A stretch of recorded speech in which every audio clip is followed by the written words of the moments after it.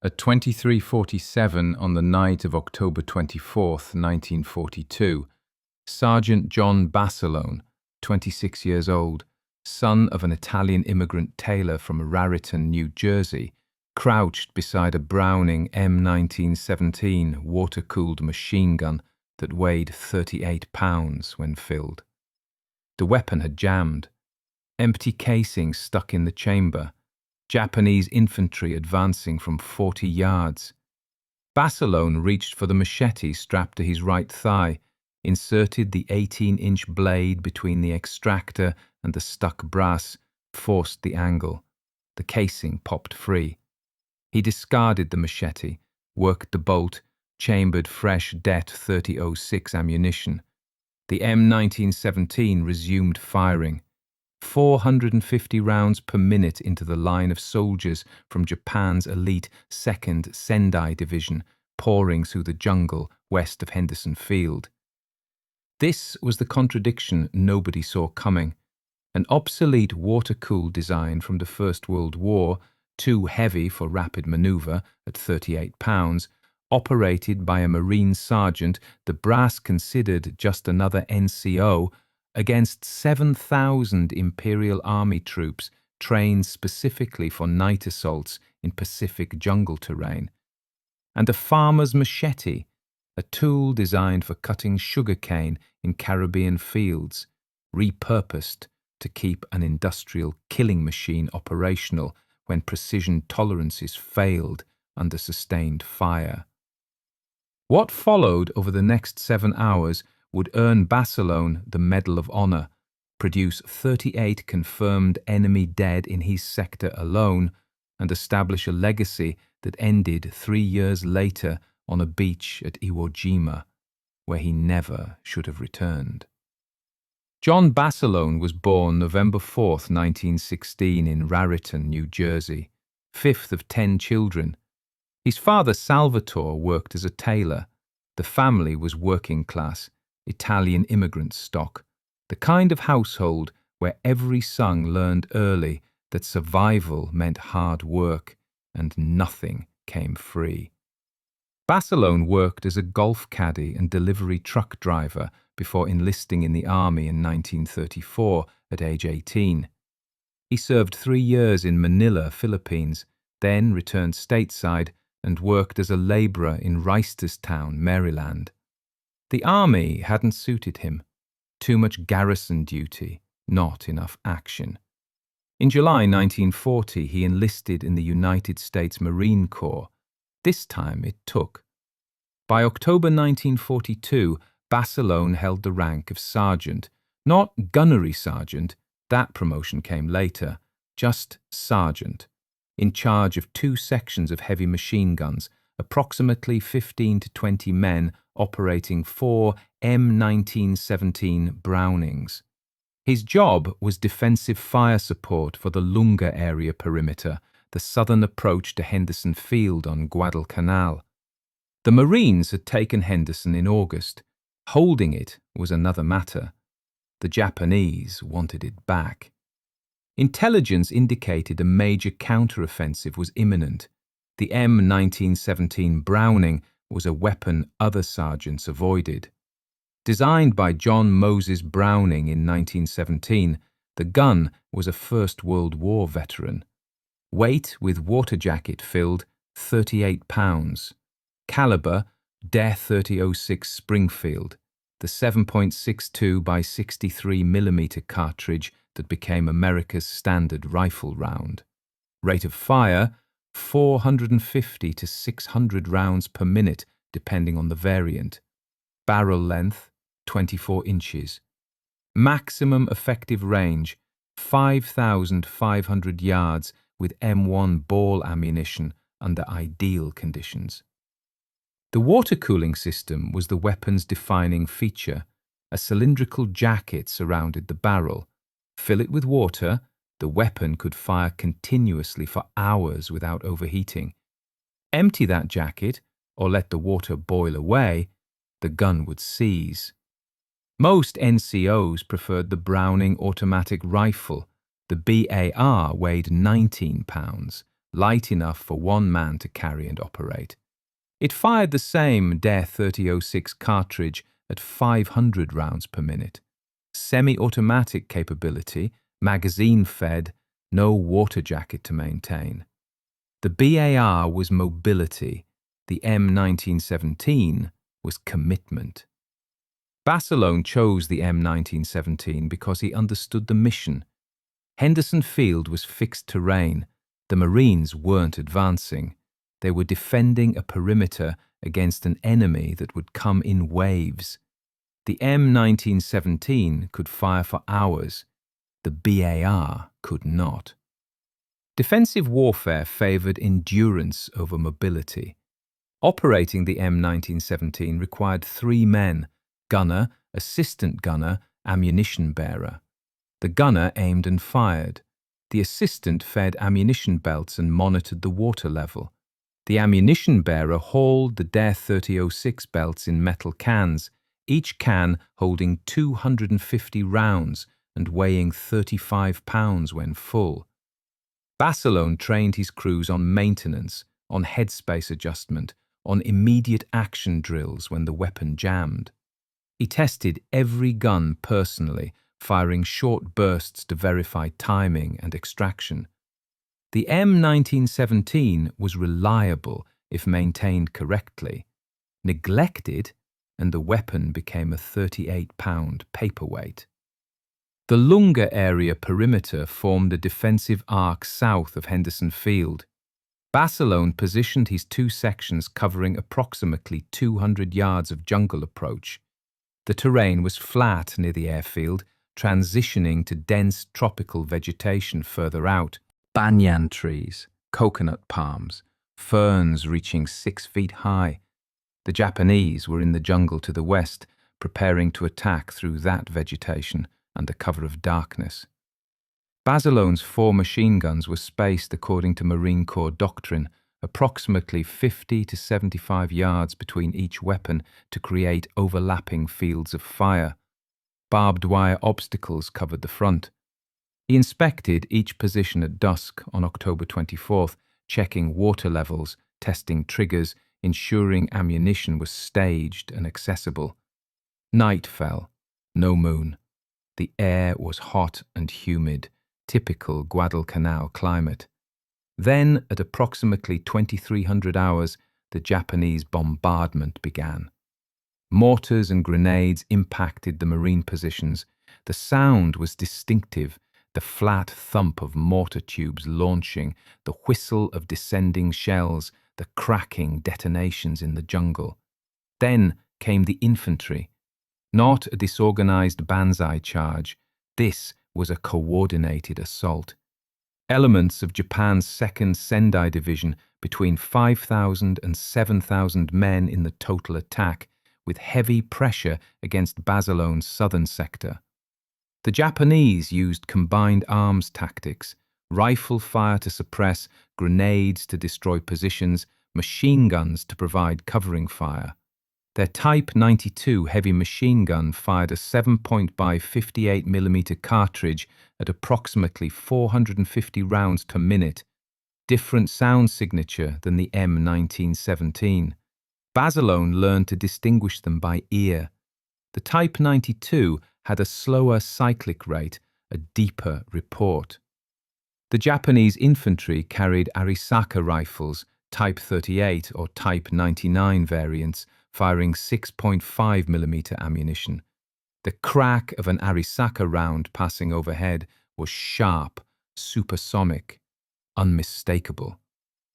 At 23:47 hours, Basilone's first machine gun jammed. Gun position number 1, east side of his sector. The crew was dead or incapacitated. The official citation confirms this. One of Sergeant Basilone's sections with its gun crews was put out of action. Basilone ran to the position. The M1917 had a spent casing lodged in the chamber. The extractor, a small metal claw that pulls fired brass out of the chamber, had failed to fully eject the case. Basilone tried to clear it manually. The casing wouldn't budge. Japanese infantry were 40 yards out and closing. He pulled his machete. The weapon was standard Marine Corps issue, approximately 18 inches of carbon steel, weight around 1.5 pounds, carried in a canvas sheath on his right thigh. Basilone inserted the blade edge between the stuck casing and the extractor. He applied leverage. Metal scraped against metal. The casing popped free, ejected from the chamber. Basilone discarded the machete, grasped the charging handle, pulled the bolt back, chambered a fresh round. He pressed the trigger. The M1917 resumed firing. This improvisation, using an edged tool to clear a malfunction, was not in any manual. Armourer's doctrine called for disassembly and careful extraction to avoid damaging the chamber. Basilone didn't have time for doctrine. He had infantry at 40 yards and a gun that needed to fire. The machete worked. He resumed fighting.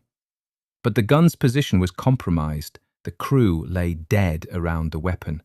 The position was exposed to direct fire. Basilone made a tactical decision: move the gun. The M1917 weighed 38 pounds. The tripod added another 15 pounds. Total, 53 pounds of weapon system, plus 2 metal ammunition cans at 35 pounds each. Total load, 123 pounds. Basilone dragged everything himself, moving the weapon 15 yards rearward to a position behind a fallen tree trunk. He remounted the gun, adjusted the tripod legs, reconnected the ammunition belt. He opened fire again. The M1917 had been silent for approximately 4 minutes. Now, it was back in action. The Japanese assault intensified. At approximately 01:15 hours, grenades began hitting Basilone's second section, the western position, about 75 yards from where he was fighting. The Medal of Honor citation documents this, the Japanese blasting his guns with grenades and mortar fire. The Type 97 hand grenade weighed 450 grams with a 4 to 5 second fuse. Fragmentation radius, 10 meters. The Japanese also employed Type 89 50mm grenade dischargers, incorrectly called knee mortars by American forces. The Type 89 fired a 790-gram projectile out to 640 meters. Basilone heard the distinctive metallic thunk of the discharger launching, counted 3 seconds, shouted warnings. Explosions tore through the second section's positions. 2 Marines killed. The M1917 in that position destroyed. The gun crew was out of action. Basilone ran to the destroyed position. 1 M1917 remained intact, the crew dead beside it.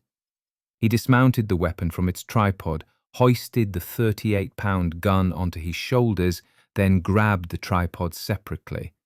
He moved through 75 yards of jungle under active fire. Rifle rounds snapped past. Grenade fragments kicked up dirt. He reached his defensive line, set the gun down, reassembled the weapon system, mounted the M1917 on the tripod, checked headspace, connected an ammunition belt, filled the water jacket from his canteen. He test-fired. The gun functioned. He opened sustained fire. A third machine gun in the central position developed an extractor problem.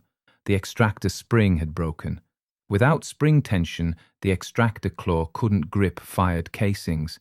The gun jammed after every shot. No spare parts available. Basilone improvised.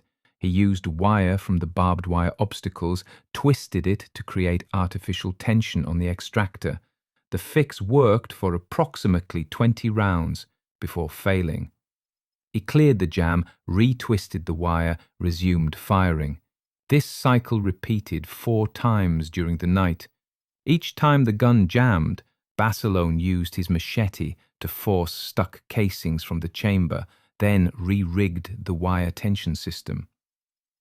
By 03:30 hours, ammunition was critically low. Basilone checked his remaining supply, fewer than 500 rounds total across 3 functioning guns. Current rate of fire, approximately 300 rounds per minute in short, controlled bursts to conserve ammunition. At that consumption rate, he had less than 2 minutes of sustained fire remaining. The Japanese were still attacking. The Medal of Honor citation addresses this directly. Ammunition critically low and the supply lines cut off. The ammunition supply point was 200 yards behind the defensive line. The route was under Japanese fire. Infiltrators had penetrated the perimeter. Basilone made the decision to go himself. He needed 2 cans of .30-06 ammunition, 35 pounds each. He added a third belt of linked ammunition, approximately 200 rounds weighing 15 pounds. Total load, 85 to 90 pounds. The citation confirms 90 pounds of armors and ammunition. He also carried his M1 Garand rifle, 9.5 pounds, and his Colt M1911 pistol in its holster, 2.5 pounds. Total weight, approximately 102 pounds. At 03:35 hours, Basilone began moving. The first 50 yards were open ground. Japanese positions in the western jungle had line of sight. Muzzle flashes lit the darkness. Bullets impacted around him. He ran, the 90-pound load of ammunition cans slamming against his back with each step. His breathing came hard. Sweat soaked his uniform. At 50 yards, he entered an area cratered by earlier bombardment. Shell holes pocked the ground. He jumped one crater, stumbled at the edge of another, fell to his knees. The ammunition cans crashed down.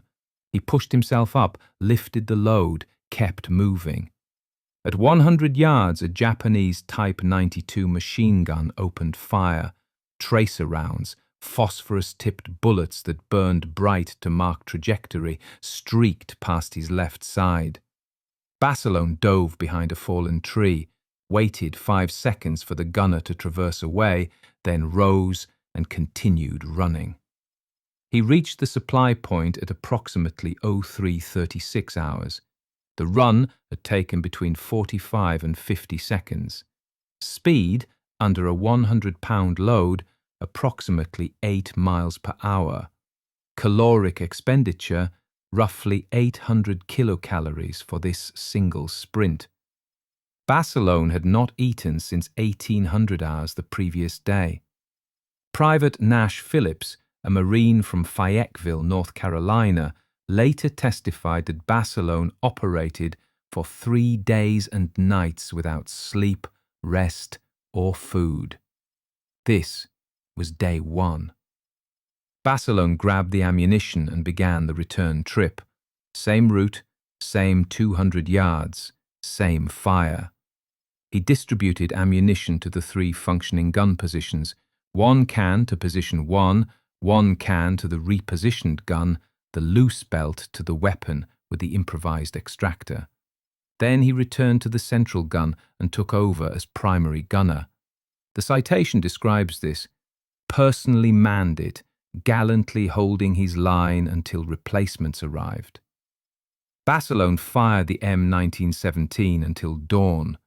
The sun rose at approximately 06:15 hours on October 25, 1942. Smoke hung over the battlefield, the smell of cordite, blood, torn earth. Basilone remained at his machine gun. His hands trembled, not from fear, but from pure muscular exhaustion. 7 continuous hours operating a 38-pound weapon. His uniform was black with sweat and gun oil. His face was covered with powder residue. He released the trigger. Silence. No more incoming fire. The Japanese assault had been repulsed. Marines emerged from their positions to assess damage and count enemy dead. The Medal of Honor citation states Basilone's actions contributed in large measure to the virtual annihilation of a Japanese regiment. Regiment strength in the Imperial Japanese Army, 2,000 to 3,000 men. Annihilation suggested 70 to 80% casualties. Whether Basilone's section alone caused this level of destruction is unclear. What is confirmed, 38 Japanese bodies were counted within 100 yards of his machine gun positions. Official procedure required a senior officer, typically a captain or major, to personally verify each body and record the count in the after-action report. Private First Class Nash Phillips testified to Basilone's actions. Phillips was positioned adjacent to Basilone's sector.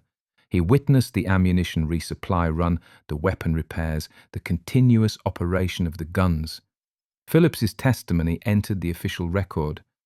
Basilone had a machine gun on the go for 3 days and nights without sleep, rest, or food. The fighting continued sporadically through October 26th. The main Japanese offensive, however, broke on the night of the 24th and 25th. Basilone's sector held. The Medal of Honor recommendation was submitted by Basilone's battalion commander, name unrecorded in accessible sources. The citation moved through regimental approval, division approval, and finally the Secretary of the Navy. On May 21, 1943, 7 months after the action, Basilone received the Medal of Honor. He was promoted to platoon sergeant on June 1, 1943. He became the only enlisted Marine in World War II to receive both the Medal of Honor and later the Navy Cross. The full citation text reads, "For extraordinary heroism and conspicuous gallantry in action against enemy Japanese forces, above and beyond the call of duty, while serving with the 1st Battalion, 7th Marines, 1st Marine Division in the Lunga Area, Guadalcanal, Solomon Islands, on 24 and 25 October 1942. While the enemy was hammering at the Marines' defensive positions, Sergeant Basilone, in charge of 2 sections of heavy machine guns, fought valiantly to check the savage and determined assault. In a fierce frontal attack, with the Japanese blasting his guns with grenades and mortar fire, one of Sergeant Basilone's sections, with its gun crews, was put out of action, leaving only 2 men able to carry on. Moving an extra gun into position, he placed it in action, then, under continual fire, repaired another and personally manned it, gallantly holding his line until replacements arrived. A little later, with ammunition critically low and the supply lines cut off, Sergeant Basilone, at great risk of his life and in the face of continued enemy attack, made a trip through hostile lines with urgently needed shells for his gunners, thereby contributing in large measure to the virtual annihilation of a Japanese regiment. His great personal valor and courageous initiative were in keeping with the highest traditions of the U.S. Naval Service. Basilone was sent stateside in September 1943 for a war bonds tour. He received a hero's welcome in New York City. The headline read, "Congressional Medal of Honor wearer lauded by Mayor." Parades, public appearances, photographers, speeches. Basilone hated every moment. There are no direct quotations from Basilone explaining why in accessible primary sources, but his actions spoke clearly. He requested to return to combat duty.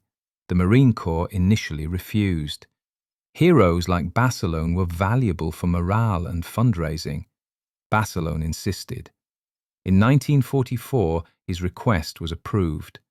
He returned to combat as a gunnery sergeant, leading a machine gun section with the 1st Battalion, 27th Marines, 5th Marine Division. On February 19, 1945, he landed on Iwo Jima. The Marines hit the beach at 0900 hours. Japanese artillery and mortars bracketed the landing zones.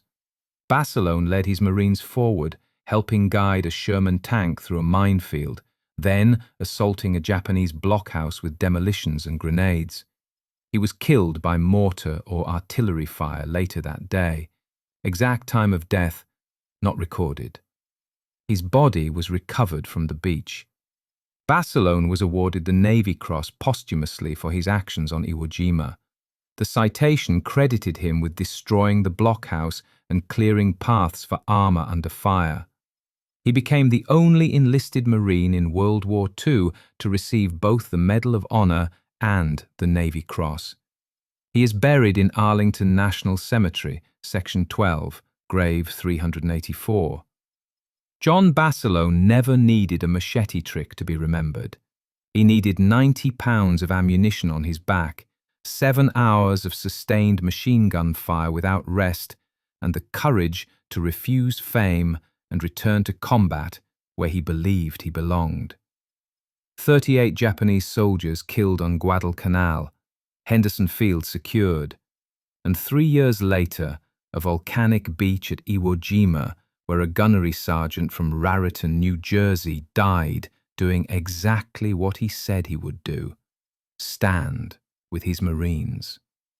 The M1917 Browning water-cooled machine gun proved its worth that night. An obsolete design, too heavy for modern mobile warfare, kept operational by a sergeant with a machete and wire from barbed wire fences. Technology fails, training matters, but in the end, the men behind the weapons determine who holds the field when dawn breaks. Basilone understood that. His Marines understood that. The Japanese regiment that attacked on October 24, 1942, learned it at a cost of 38 dead in one sector alone. If this story matters to you, if you believe men like John Basilone deserve to be remembered instead of forgotten, subscribe. We are pulling these stories from archives and after-action reports that no one reads anymore. Drop a comment and tell us where you are watching from.